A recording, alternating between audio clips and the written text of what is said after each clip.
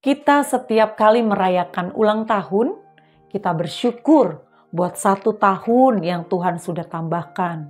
Kita bersyukur buat 1 tahun sudah Tuhan pelihara. Dan kemudian kita berdoa untuk tahun ke depan.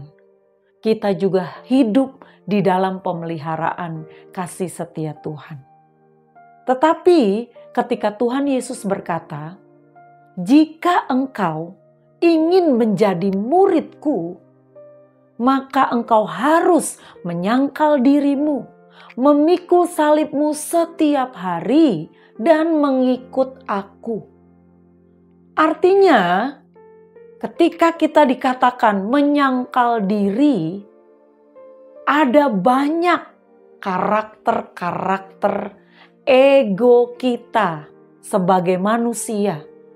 Khususnya karena kita sudah jatuh dalam dosa, ada natur dosa di dalam kehidupan kita, ada perbuatan-perbuatan daging. Karena itu Tuhan ingin kita menyangkal diri, artinya mematikan setiap perbuatan daging itu, supaya kita bisa membiarkan hidup kita dipimpin oleh Roh dengan kerelaan. Karena Tuhan tidak mau memaksa setiap kita. Dengan kerelaan kita berusaha, berjuang, bekerja sama dengan Roh Kudus yang ada dalam hidup kita. Untuk mematikan setiap perbuatan daging. Menyangkali diri kita. Lalu memikul salib. Memikul salib itu adalah memikul kehinaan.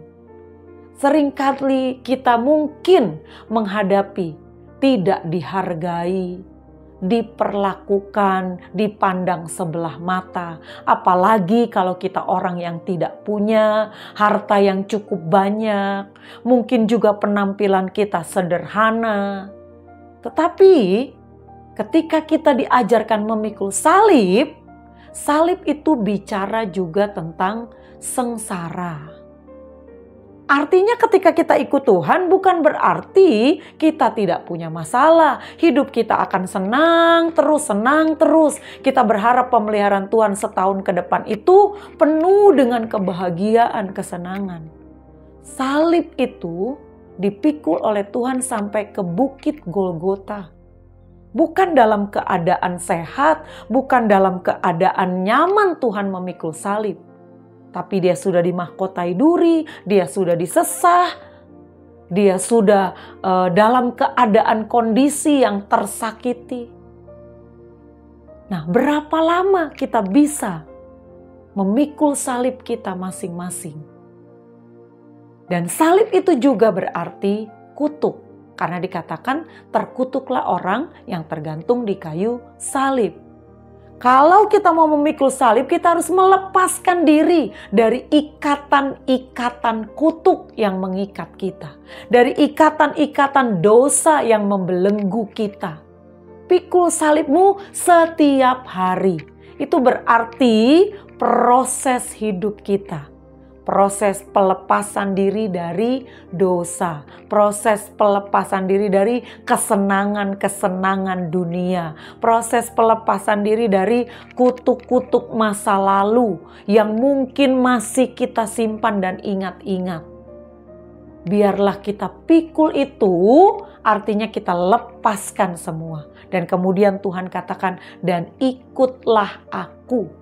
Ikuti teladan hidupnya. Ikuti cara hidup Kristus ketika dia ada di dunia sebagai manusia.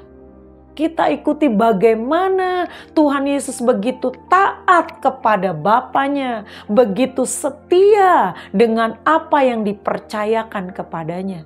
Begitulah juga kita. Jadi ketika kita mengucap syukur di setiap hari ulang tahun kita bersyukur atas pemeliharaan Tuhan dan kita berharap akan pemeliharaan Tuhan untuk tahun berikutnya.